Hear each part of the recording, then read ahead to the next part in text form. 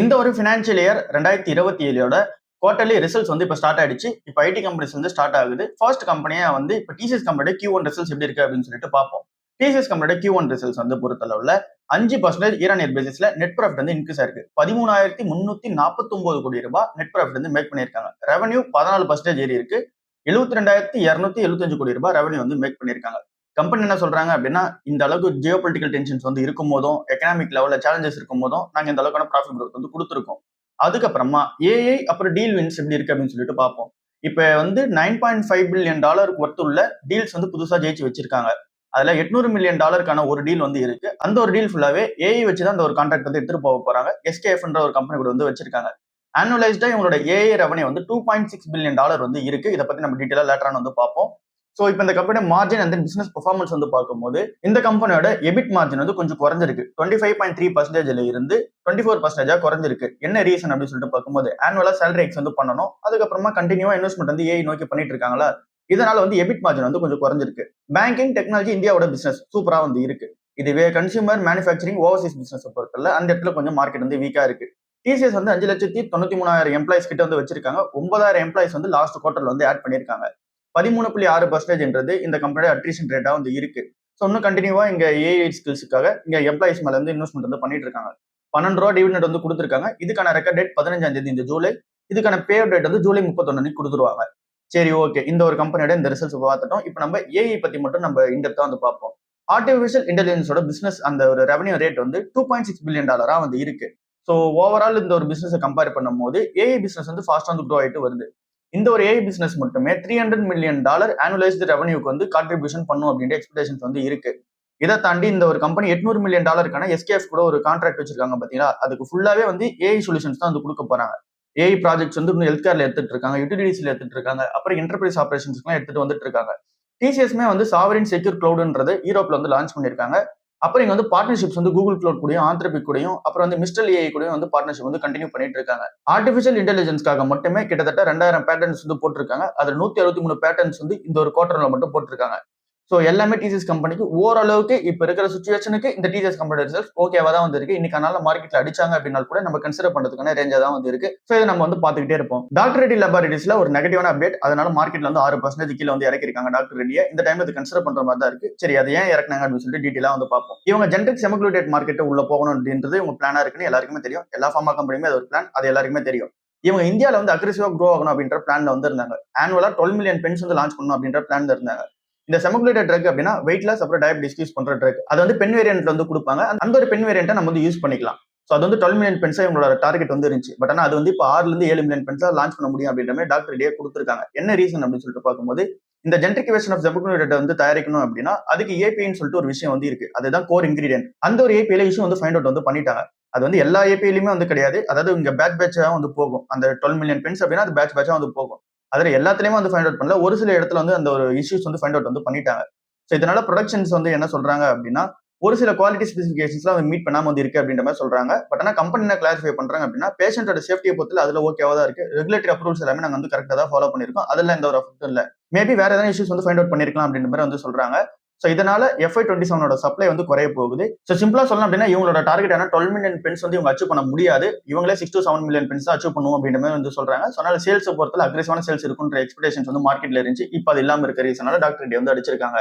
Muthoot மைக்ரோஃபினோட Q1 results வெளியே வந்திருக்கு. அந்த ரிசல்ட் சூப்பராகவே வந்து இருக்கு. அசெட் மேனேஜ்மெண்ட் சூப்பரா இருக்கு. அதாவது loan book 18% year on year பேசிஸ்ல வந்து ஏறி இருக்கு. 14,457 கோடி ரூபாய் பண்ணிருக்காங்க. growth வந்து எப்படி சப்போர்ட் பண்ணுது அப்படின்னா அதிகமான லெண்டிங்கும் கஸ்டமரோட ரீபேமெண்ட்டும் நல்லா இருக்கு. அதனால அந்த growth வந்து சப்போர்ட் பண்ணுது. லோன் டிஸ்பர்ஸ்மெண்ட்ஸ் பார்க்கும்போது 49% ஏறி இருக்கு. 2,645 கோடி ரூபாய் வந்து லோன் டிஸ்பர்ஸ்மெண்ட்ஸ் வந்து பண்ணிருக்காங்க. கோல்டு லோனுமே புதுசா ஆரம்பிச்சிருக்காங்க. அதே டிஸ்பர்ஸ்மெண்ட்ஸ் நல்லா வந்து இருக்கு. இதுக்கு யார் கூட பார்ட்னர்ஷிப் வச்சிருக்காங்க அப்படின்னா முத்தூட் ஃபின்காப் கூட பார்ட்னர்ஷிப் வந்து வச்சிருக்காங்க. கலெக்ஷன் எஃபிஷியன்சி சூப்பரா இருக்கு. 93% போன வருஷம் அப்படின்னா இப்போ 97% வந்து இருக்கு. ஸோ எல்லாமே நல்லா தான் வந்து இருக்கு. ஸ்மால் அப்புறம் மைக்ரோ என்டர்பிரைஸோட லோன் போர்ட்ஃபோலியோவும் வந்து ஏறி இருக்கு. 3,000 கோடி ரூபாய்க்கு மேல வந்து இருக்கு. இவங்க கிட்டமே இப்போ 1,600 பிரான்ச்சஸ் வந்து இருக்கு. 33 லட்சம் ஆக்டிவ் கஸ்டமர்ஸ் வந்து இருக்கதா வந்து சொல்றாங்க. கிறிசில்மே வந்து இவங்களுக்கு கிரெடிட் ரேட்டிங் வந்து இன்க்ரீஸ் பண்ணிருக்காங்க. AA ஸ்டேபிள்ன்ற மாதிரி வந்து கொடுத்துருக்காங்க.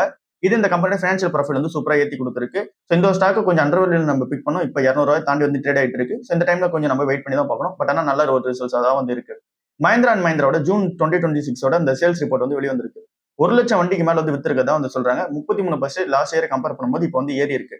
அதிகமான டிமாண்ட் வந்து மஹேந்திரா வெஹிக்கிள்ஸ் வந்து இருக்கதா வந்து சொல்றாங்க. அண்ட் தென் இந்த கம்பெனி பிளான் பண்ணிருக்கிறது வெஹிக்கிள் ப்ரொடக்ஷன் வந்து 30% இன்க்ரீஸ் பண்ணணும் அப்படின்னு சொல்லி பிளான் பண்ணிருக்காங்க. எக்ஸ்போர்ட்ஸ் டபுள் பண்ணணும் அப்படின்ற பிளான்ல வந்து இருக்காங்க. இந்த ஒரு கம்பெனி வந்து என்ன சொல்றாங்க அப்படின்னா இந்தியா இன்டர்நேஷனல் மார்க்கெட் ரெண்டுத்துலயுமே சூப்பரான டிமாண்ட் இருக்கதா வந்து சொல்றாங்க. பாப்புலர் மாடலான ஸ்கார்பியோ, தார் ராக்ஸ், அப்புறம் வந்து எக்ஸ்யூவி இது எல்லாமே நல்ல ஒரு சேல்ஸ் வந்து கொடுத்துருக்கதா வந்து சொல்றாங்க. எஸ்யூவில இன்னும் பெரிய growth வந்து இருக்கதா வந்து இந்த கம்பெனி சொல்றாங்க. எஸ்யூவோட சேல்ஸுமே 4000 யூனிட்ஸ்ல இருந்து 7000 யூனிட்ஸ் வந்து ஒரு இயருக்கு வந்து பண்ணிருக்காங்க. ஸோ இது இந்த கம்பெனிக்கு நல்ல அப்டேட்டா தான் வந்து இருக்கு. ஹோண்டா என்ன சொல்றாங்க அப்படின்னா பிரீமியம் பைக் அப்புறம் வந்து ஈவி ஸ்ட்ராட்டஜில இந்தியாவில் வந்து நாங்க எடுத்துட்டு வர போறோம் அப்படின்ற மாதிரி வந்து சொல்றாங்க. இவங்களோட பிளான் என்னவா இருக்கு அப்படின்னா இங்க எல்லா மக்களுமே பொறுத்தல என்ட்ரி லெவல் பைக்கை தாண்டி எல்லாருமே பிரீமியம் பைக்கை நோக்கி ஃபோக்கஸ் பண்ண ஆரம்பிச்சிட்டாங்க. அதுவும் மெயினா யங் பீப்புள்ஸ் வந்து ஃபோக்கஸ் பண்ண ஆரம்பிச்சிட்டாங்க. ஸோ அதனால அந்த ஒரு மார்க்கெட்டை நாங்க பிடிக்க போறோம். அந்த இடத்துல காம்படிஷன் ஹெவியா வந்து இருக்கு. டிவிஎஸ், ஹீரோ மோட்டார்ஸ், அப்புறம் வந்து இங்க பஜாஜ், ராயல் என்ஃபீல்டு இவங்க எல்லாருமே வந்து பிரீமியம் மோட்டார் சைக்கிள்ஸ்ல வந்து பிளான் பண்ணி வச்சிருக்காங்க. நாங்களுமே எங்களை வந்து ஸ்ட்ரென்தன் வந்து பண்ணிக்க போறோம் அப்படின்ற மாதிரி வந்து சொல்றாங்க. ஈவிலையும் வந்து உள்ள வர போறோம் அப்படின்ற மாதிரி சொல்றாங்க. எலக்ட்ரிக் டூ வீலர் வந்து இந்த வருஷம் இன்னொரு லான்ச் வந்து இருக்கும் அப்படின்ற மாதிரி வந்து சொல்லியிருக்காங்க. இவங்களோட டார்கெட் யார் அப்படின்னா ஈவில டிவிஎஸ், பஜாஜ், ஏத்தர், ஓலா எலக்ட்ரிக் வந்து இருக்காங்க. அந்த இடத்துல நாங்க வந்து காலி பண்ணுவோம் அப்படின்ற மாதிரி வந்து சொல்லியிருக்காங்க. 2000 கோடி ரூபாய்க்கு இந்தியாவில் வந்து இன்வெஸ்ட்மெண்ட் வந்து பண்ண போறாங்க. 12 லட்சம் வண்டி வந்து பர் இயருக்கு வெளியே வரணும் அப்படின்ற பிளான் வந்து பண்ண போறாங்க. இந்த ஒரு 2000 கோடி ரூபாய் வந்து பிரீமியம் மோட்டார் சைக்கிளுக்கும் ஈவிக்கும் ரெண்டுத்துக்குமே சேர்த்து வந்து பண்ண போறாங்க. கல்யாண் ஜுவல்லர்ஸ் வந்து இங்க நேத்துக்கு நாள்ல 10% மேல வந்து ஏறி இருக்கு. என்ன ரீசன் அப்படின்னு சொல்லிட்டு பார்க்கும்போது நல்ல ஒரு பிசினஸ் அப்டேட் வந்து வந்துச்சு. அந்த ஒரு ரீசனால மார்க்கெட் வந்து ஏத்துனாங்க. India business both international business ரெண்டுமே வந்து சூப்பரா இருக்கு. ஃபாஸ்ட் எக்ஸ்பென்ஷன் வந்து பண்ணிட்டு போறாங்க. ஸோ இப்போதைக்கு இந்த ஸ்டாக்கை பொறுத்தவரை 30க்கு மேல பிரைஸ் ட்ரெயினிங்ஸ் வந்து படிச்சு நம்ம 350 ரூபா ரேஞ்சில் வந்து கன்சிடர் பண்ற மாதிரி பார்த்துருந்தோம். இப்போதைக்கு கொஞ்சம் காஸ்ட்லியா தான் இருக்கு. பிசி ஜுவல்லர்ஸ் கம்பெனியுமே நேற்றுக்கு நாள்ல வந்து ஏறி இருக்கு. என்ன ரீசன் அப்படின்னு சொல்லிட்டு பார்க்கும்போது டெட் ரீபேமெண்ட் ப்ராசஸ் வந்து பொறுத்தல கொஞ்சம் வந்து நல்லா நடந்திருக்கு. இந்த கம்பெனி ஆல்மோஸ்ட் இந்த ஒரு குவார்டர் வந்து ஃபுல் டெப்டே வந்து ரீபே பண்ணிடுவாங்க அப்படின்ற எக்ஸ்பெக்டேஷன்ஸ் வந்து இருக்கு. அண்ட் தென் இந்த ஒரு கம்பெனி இப்போ கரண்டா வந்து பார்க்கும்போது 90% பேங்க் டெப்ட் வந்து குறைச்சிருக்கதா வந்து சொல்றாங்க. இந்தியால ரீசன்னாலையும் பிசி ஜுவல்லர்ஸ் வந்து ஏறுது. பட் ஆனா 9 ரூபாயில தான் வந்து இருக்கு. இன்னமும் அந்த ஒரு கம்பெனில பிரச்சனை இருக்க மாதிரி தான் நிறைய பேர் வந்து ஃபீல் பண்றாங்க. ஸோ ரெண்டு சைடுமே வந்து சொல்றாங்க இந்த கம்பெனி டெட் வந்து கட்டிட்டாங்க. இதுக்கப்புறம் நல்லா இருக்கும்ன்ற மாதிரி ஒரு சைடு சொல்றாங்க. இந்த கம்பெனி என்னதான் டெட் கட்டினா கூட பிசினஸ் ஆபரேஷன்ஸ் அந்த அளவுக்கு இன்க்ரீஸ் ஆகுமான்னு தெரியல அப்படின்னு ஒரு சைடுல வந்து சொல்றாங்க. கொஞ்சம் நம்ம வெயிட் பண்ணி பார்த்துட்டு கன்சிடர் பண்ணா பெட்டரா இருக்கும். ஐசிஐசிஐ செக்யூரிட்டிஸ் வந்து ஸ்டாக் பிக்ஸ் அப்படின்னு சொல்லிட்டு ஒரு 10 ஸ்டாக் வந்து சொல்றாங்க. அந்த 10 ஸ்டாக் எல்லாமே எங்களோட ஸ்டாக் பிக்கா வந்து இருக்கு அப்படின்ற மாதிரி வந்து சொல்றாங்க. அதுல நம்ம கன்சிடர் பண்ணக்கூடிய 2 ஸ்டாக் வந்து இருக்கு. ஒன் ஐடிசி ஹோட்டல்ஸ் நம்ம வந்து கன்சிடர் பண்றது இல்ல. ஏன் அப்படின்னா வேல்யூஷன்ஸ் அதிகமா இருக்குன்ற ரீசனால. பட் ஆனா அதுக்குமே இங்க வந்து டார்கெட் பிரைஸ் வந்து சொல்லியிருக்காங்க 220 ரூபாய் வரைக்கும் போகும் அப்படின்ற மாதிரி சொல்லியிருக்காங்க. இங்க இருந்து 23% ஏற போகுது. இப்ப இருக்க கரண்ட் மார்க்கெட் பிரைஸ் வந்து 179 ரூபாய். இங்க இருந்து ஏறும் அப்படின்ற மாதிரி சொல்றாங்க. ரீசன் என்ன சொல்றாங்க அப்படின்னா புது ஹோட்டல்ஸோட அந்த ஒரு growth வந்து நல்லா இருக்கு. எக்ஸ்பென்ஷன் பிளான் நல்லா வந்து இருக்கு. அப்புறம் இந்த ஒரு கம்பெனி வந்து ஃபுல்லாவே அசெட் லைட் மாடல்ல வந்து போறாங்க. அதாவது ஒரு ப்ராப்பர்ட்டி ஃபுல்லா ஓன் பண்ணிக்காம அந்த ஒரு ஹோட்டல்ஸ் எல்லாமே மேனேஜிங் மட்டும் தான் பண்ண போறாங்க. அதுல தான் ஃபோக்கஸ் வந்து இருக்கு. ஸோ அதனால இந்த ஒரு கம்பெனி இது நல்லா பெட்டர் இருக்கும் அப்படின்ற மாதிரி சொல்றாங்க. சவுத் இந்தியன் பேங்க் வந்து 52 ரூபாய் வரைக்கும் போகுன்ற மாதிரி சொல்றாங்க. இங்க இருந்து 16% இப்ப 45 ரூபாய் வந்து இருக்கு. என்ன ரீசன் அப்படின்னா ரீட்டைல் எம்எஸ்எம்இ லெண்டிங் சூப்பரா வந்து இருக்கு.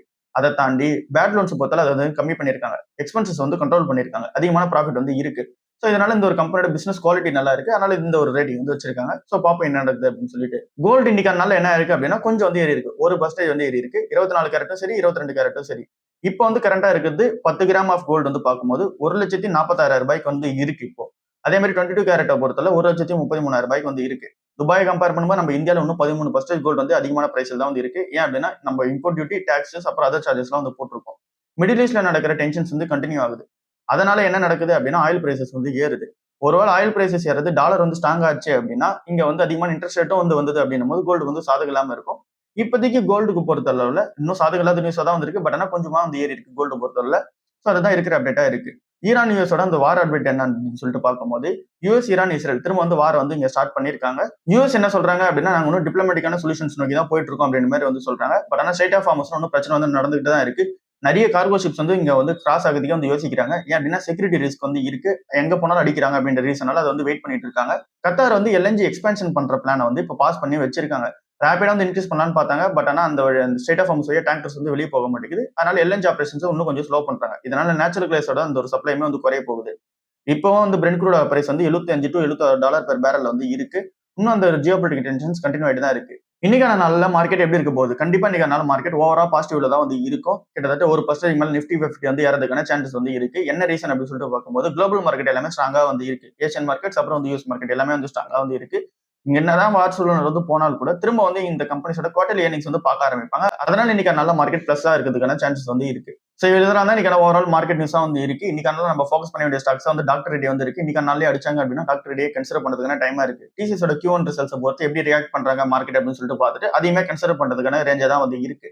சவுத் இந்தியன் பேங்க்குமே வந்து இங்க எம்டி அண்ட் சிஓ வந்து புது சிஓ வந்து வரப்போற ரீசன்னால அந்த ஷேருமே இறக்குனாங்க அப்படின்னா அதுவுமே கன்சிடர் பண்றதுக்கான ரேஞ்சா தான் அது இருக்கு. ஸோ இன்னைக்கு நல்ல மார்க்கெட் என்னதான் ஏறினாலும் கூட நமக்கு பையிங் ஆப்பர்ச்சுனிட்டிஸ் வந்து இருக்கதான் போகுது. நம்ம 1-2 வரை கன்சிடர் பண்ணிட்டு போவோம். ஸோ இவ்வளவுதான் இன்னைக்கு ஓவரால் வீடியோ. அடுத்த வீடியோ சந்திப்போம். பாய்.